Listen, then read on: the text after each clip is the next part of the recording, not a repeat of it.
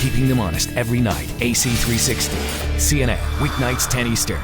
We begin tonight keeping them honest in Libya, with a stalemate on the ground and growing divisions within NATO about what the mission really is and growing questions about whether NATO really is up to the job. NATO says it destroyed 16 more Gaddafi tanks yesterday near Misrata and Sirte. But France and Britain are demanding more aggressive action to protect civilians.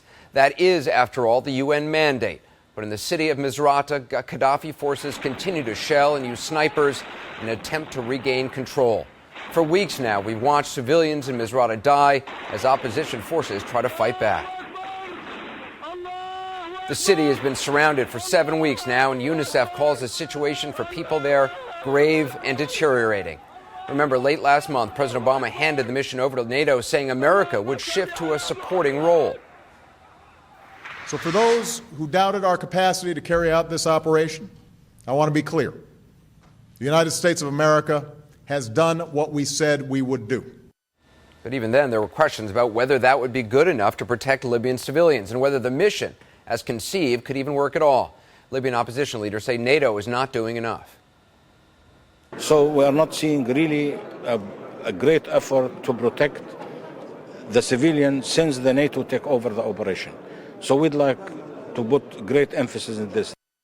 Opposition forces say NATO is far more cautious in picking their targets and slower in their ability to respond quickly to events on the ground, something critics warned about when the handover to NATO was first proposed. The U.S. military will no longer be flying strike sorties against Gaddafi's armored columns and ground forces. I believe this would be a profound mistake with potentially disastrous consequences. Well, we learned today American aircraft are still being used in strikes against air defense systems and for jamming enemy radar and aerial refueling. But tank busting American A-10 Warthog attack planes like these, they stopped flying missions last week. And a number of countries like Qatar and the UAE involved in the air effort refused to let their planes be involved in attacks on Gaddafi forces for political reasons back home. The question now, with a stalemate on the ground between opposition forces and Gaddafi's army and Libyan civilians still suffering in places like Misrata and Tripoli and elsewhere, is NATO doing enough?